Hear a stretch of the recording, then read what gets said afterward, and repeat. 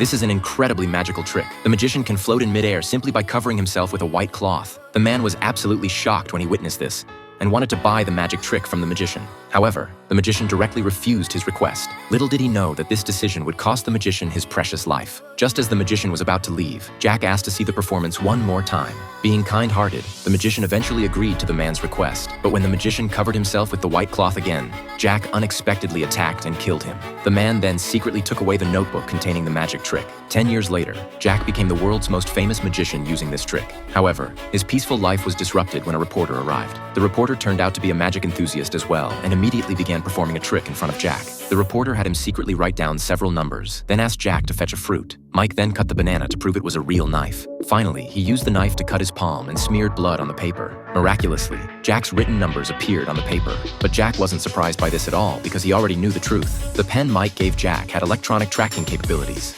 Whenever numbers were written, Mike's phone would receive the message. Then, while Jack was getting the fruit, Mike used a wax pencil to write the numbers on the paper. Moreover, the knife that cut his palm was fake. The real knife was hidden in his clothing pocket. Although Jack saw through the magic trick, he still praised Mike and asked who taught him magic.